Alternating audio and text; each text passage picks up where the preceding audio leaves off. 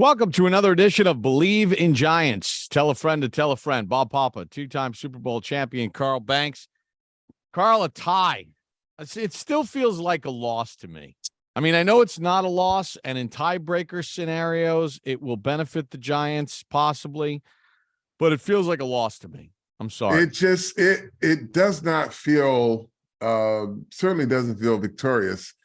And I think Sean O'Hara said it best. It's like the movie that didn't end. You got to tune in next week to see the ending of the movie. So they just have to go ahead and finish the job. I mean, there's no reason for them to believe that they couldn't have won that game. I mean, it was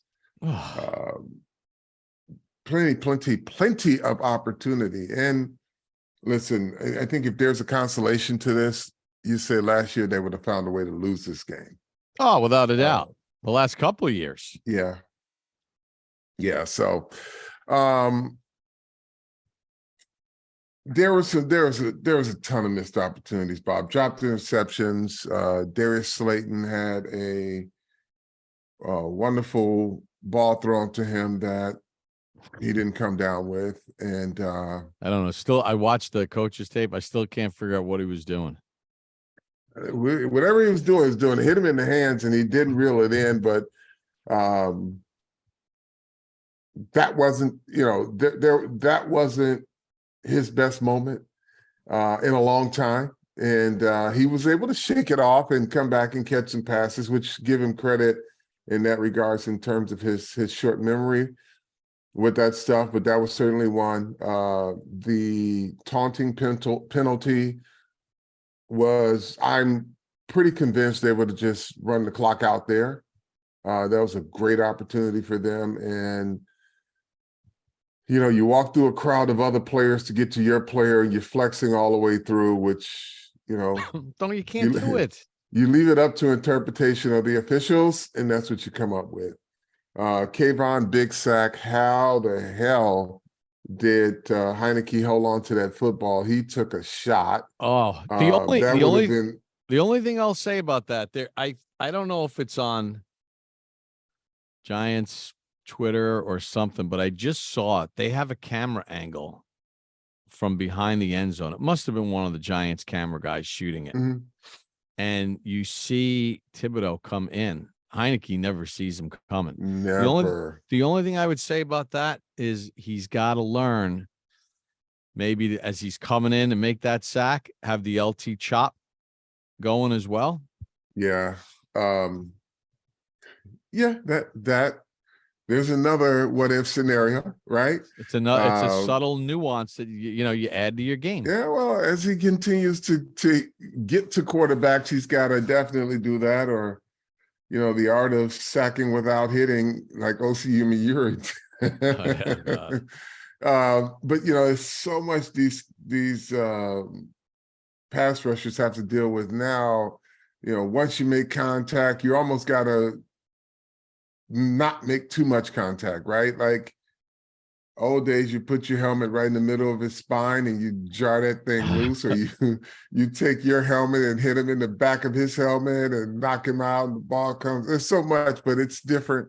But like you said, the little nuances now that you have to play with and still be super effective. So there were so many things. And then I'm still trying to understand the criticism of the play calling down the stretch too. I didn't quite. I'm reading a lot about it, but I didn't. At no point during the game did I think they should have punted or should not have punted, given the flow of the game and where the ball was on the field. And then there was the other criticism: why would you throw the ball 3 downs in a row? Well, the first down should have been only one throw in a row.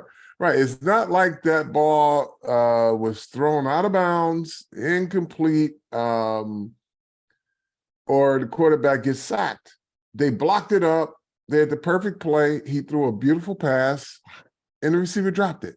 So you're questioning why would they throw it 3 times in a row? Well, number one, they got it on the first one. Yeah, it should have been one time in a row. Number two, they went to it down the sideline and he gets pulled to the ground and the officials don't call it. So yeah, and then you're on third down. Were you supposed to run it then? But you had 2 plays. The first one should have been made. The second one should have been a penalty. 3rd and 10, you're not going to run a draw at that point. So that was interesting. I'm reading that, and I just really don't quite understand. And all of a sudden, Mike Kafka is a bad coach. All of a sudden, I'm reading that too. Kafka sucks. They asked Dable if he was going to take over the play calling. Yeah. What? The right guard was playing with a bad back who could barely move. Mm-hmm. Back spasms. And we could see that early in the game, too. He was just getting tossed around. Your right tackle's just coming back from injury. You got Gates playing left guard. Feliciano's coming back from injury. And you got this complement of wide receivers that, let's face it, I mean, they're not striking the fear of God into anybody. Yeah. I'm not really sure like what fans are expecting. This team is not a team that's going to score 25 to 30 points a game. Unless they get the turnovers. And, we look at that defensive backfield that was on the field yesterday, and the only player that was there in training camp, Julian Love. There was not a player on the field in that defensive backfield that was on the field that started this season in the Giants training camp. So listen, they're trying to make do with what they have. They did have opportunities and they did not capitalize. But there's, for the utopia that people are expecting because they built their rosters on Madden, I think if you tried to put this roster on the field in one of your Madden games, you probably wouldn't have the same success that the Giants are having. Matter of fact, that should be an experiment. You guys build a Madden roster with what they had last weekend and see how it goes. And then play against Washington's roster.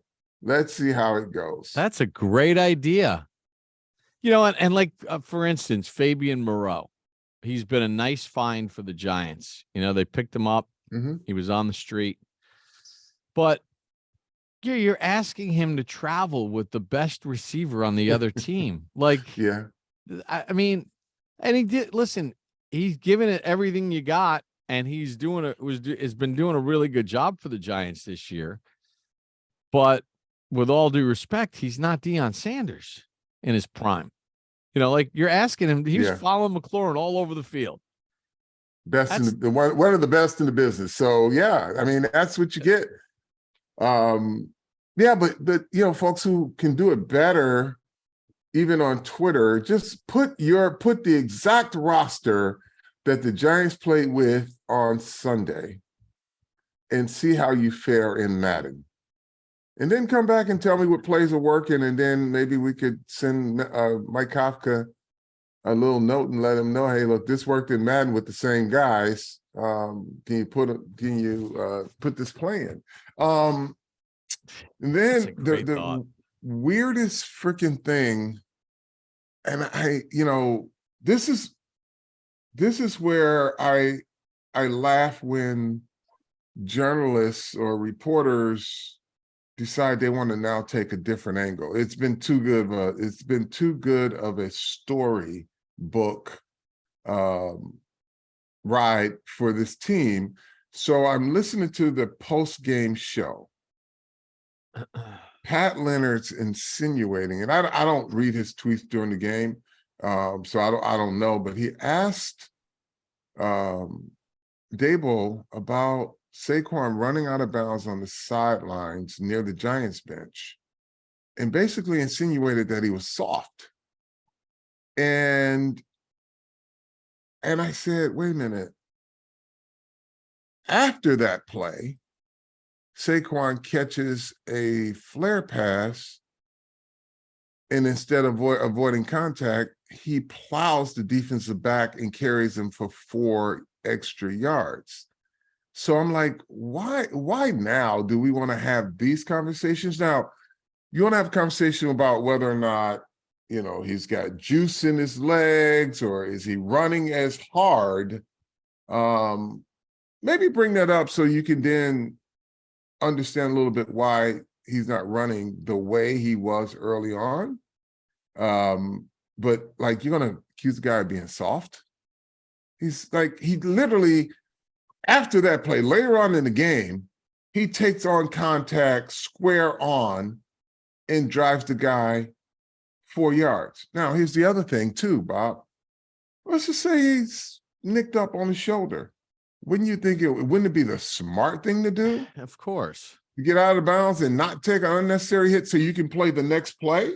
Yeah, I mean, well, it's when he's Go ahead. going to his left and he's turning it upfield, he's not using his left shoulder to bowl somebody over. When he went to his right, he used his right shoulder and he trucked the guy. He's trying to protect himself a little bit.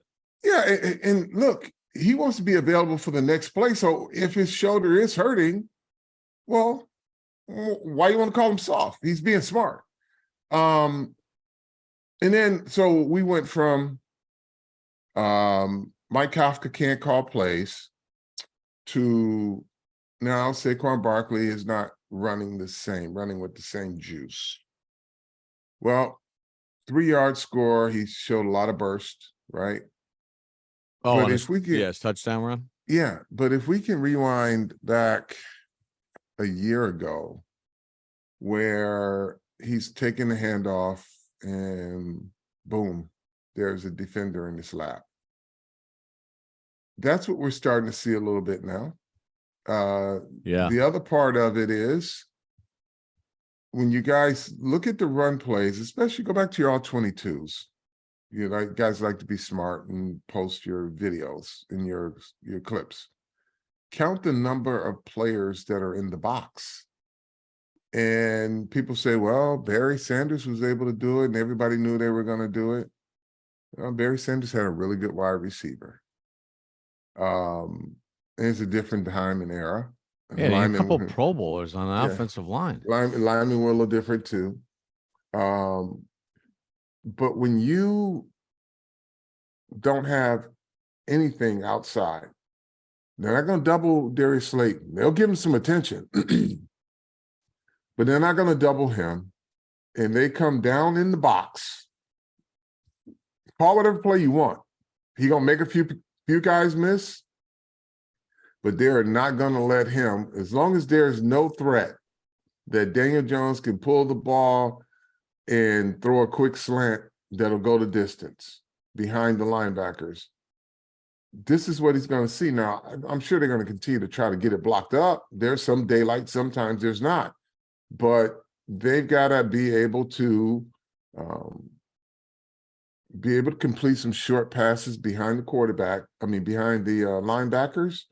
And then you'll see a few guys drop out of the box. But right now, they line up and they say, okay, you got Slayton. The rest of you guys, we dare you. That's true. I mean, that's where they're playing it. Yeah. Now, at some point, right, the Giants have to figure out a workaround. Yeah, and they should. It's not an excuse, but it's an explanation as to why he's not having the early success. Right. Doesn't have the daylight. So, it's a weird feeling with the tie. There's so many things that you look at in this game that, missed opportunities. It's been talked about a million times. What we saw, what everybody else saw is the same thing.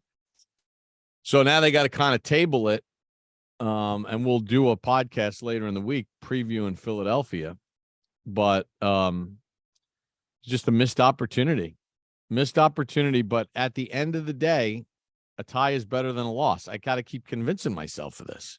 Yeah, it just doesn't feel better, And the thing is, the Giants can still control how the outcome of this tie will impact them. And we'll talk about the freaking disgustingly good Philadelphia Eagles later on, but they're so good it's disgusting. It really is. I called our good friend, my good friend, and fellow, we competed against each other, Mike Quick. I'm just riding in the car one evening and I just pick up the phone and I call Mike. He's, Banks, what's up? I'm like, y'all so good, it's disgusting. It makes me sick how good you guys are. He just starts laughing. They are good. But we'll get into that. There will be a path to victory there. Always is. It's the NFL. Yeah, keep your, try to get you guys as healthy, as many healthy bodies as possible. Azeez Ojulari makes a difference, folks. He makes a difference. And so we've assigned everybody homework. Mm-hmm. We've assigned everybody homework, and I would love to hear the results. Yeah, and post those screenshots too. Yeah, post those screenshots. Take the Giants roster, their starting roster, their top. No, the one that they fielded this past Sunday versus what Washington fielded. Yeah. Take the Giants starting offense and defense from this past Sunday and input it into your Madden and make that your team and then play. Tell me how the results are. Yeah. You can play against Bet you you're not getting a tie. No, you're not. And play against a friend, play against a computer, but come back to us and tell us how it worked. Some of those players are not even going to be available on Madden, I bet. That's right. Are they even on there? Yeah. All right. So how do we wrap this up? Tell a friend to tell a friend. Hey, listen, too, the holidays are coming. So I'm going to tell you, shop.believe.com, and you can go get yourself a Believe in Giants t-shirt. Tell a friend to tell a friend. And now it's give to a friend, give to a friend. Yeah. All right, Carl, we'll do it again. For Carl Banks, Bob Papa, thanks for watching Believe in Giants.